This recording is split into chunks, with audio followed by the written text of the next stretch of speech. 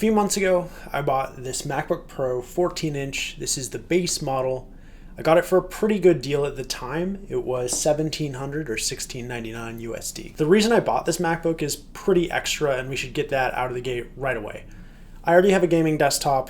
I also use it for music production and editing my videos. I wanted a really nice portable screen with the best quality, the best HDR, in a portable factor that I could bring with me to watch shows in bed or to just have around the house. I had tried different iPads, I tried the Surface, and they all had different issues. They kept them from being the perfect portable computer for me.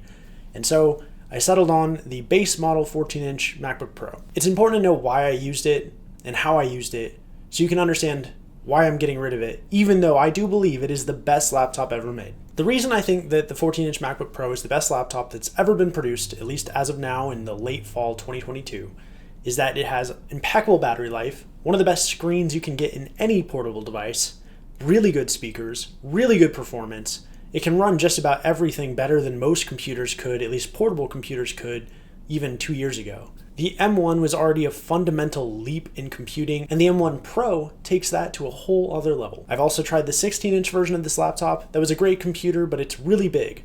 This is a really good option for people who want something portable and powerful, and really the first time in a long time that the smaller and larger versions of at least the base models are essentially the same computer with a different screen size. There are more advanced versions of this machine. This is the base spec, so it has an 8-core CPU instead of a 10-core CPU. It has only 16 gigs of RAM, 512 gigs of storage, but these have never been serious limitations for anything I want to do with the device, and I truly think it's one of the first base models in a while that I could recommend to just about everyone doing anything. The only people I wouldn't recommend this computer to are people who just don't need this power and don't care about this screen, or people who specifically want a tablet and don't care about battery life, noise, and heat. You maybe have seen my Surface Pro videos before. If you really want a tablet, if you really want Windows, I still think the Surface is the way to go, but the Surface Pro 9 doesn't include a headphone jack, and that is a huge con in my opinion. I hold that against the iPads, and I hold it against the Surface. Everyone should have a headphone jack in any device you can do pro audio work with. I do regret buying this machine because my context has changed. Not to get too into my personal life, but the need to have a screen that I can watch when I'm hanging out with someone and sharing a room is not there anymore.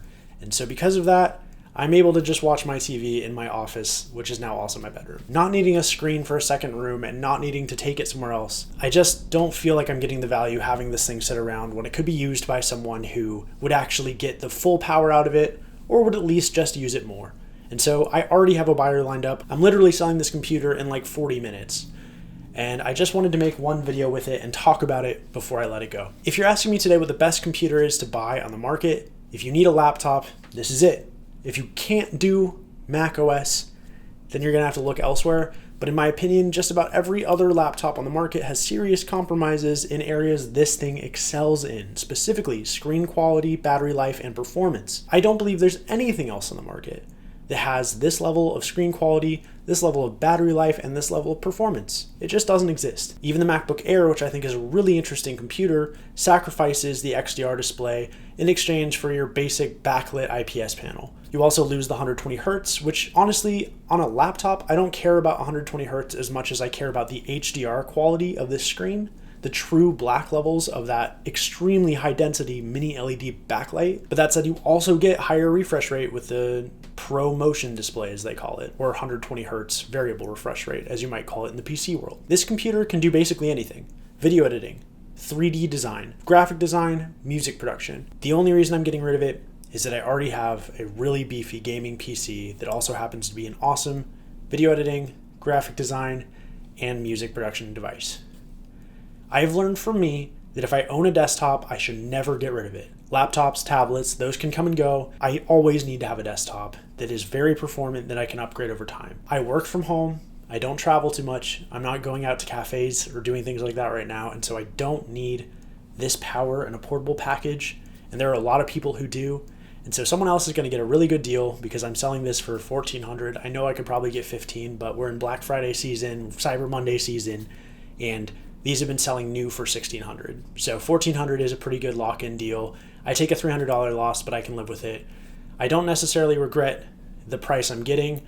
I just regret buying it in the first place because I bought it when I didn't need it. And if there's any real takeaway I can give for this video, it's something I talked about in the What Happened to My Surface Pro video, but I just really recommend buying technology for how you use technology. There are caveats to this. If you don't have a camera and you want to film something, you've got to buy a camera. But if you have a computer and you're thinking of upgrading because I might do this other thing in the future, I really recommend seeing if you can do that on what you own now. And if there's something much cheaper that could augment your experience, like an upgrade, a new screen, or something else, rather than something heavy duty that is going to do a lot more than you really need it to do. That said, I don't regret trying this computer. I'm really glad I got to go hands-on with it, and I love trying new technology. And so for me, even though I mildly regret buying it, for why I bought it, I'm still glad I got to try it. I'm someone who loves new technology. I love being able to say, I've tried this, I know how this works, I know how this could fit your life. I've talked to friends, should they get this computer? A lot of them, I've realized, would honestly benefit more from the $800, at least sale price, M1 MacBook Air. I still think most people can just get the M1 MacBook Air base model and get almost all of the computing power they might need. To be frank, if I ever decide I actually do need a laptop for live music performances, I will probably just go buy a base or mid-spec M1 MacBook Air myself and just use that only as an Ableton device, just for live use. But because I'm not doing anything like that right now, I might as well get the most money I can back for this computer for now. And if I need something portable, if I actually have a need to address in the future, I will probably get something that makes a little bit more sense for the money. So yeah, all of that is to say that the M1 Pro MacBook Pro is the best laptop on the market. It's the most powerful price to performance ratio device I can think of that you can buy. I regret buying it, and I am selling it. Many things can be true at once. Please feel free to roast me in the comments. Consider liking and subscribing. Most of my videos are music technology or music based, and if you did enjoy this video, consider checking out my music on Spotify or your preferred music streaming platform.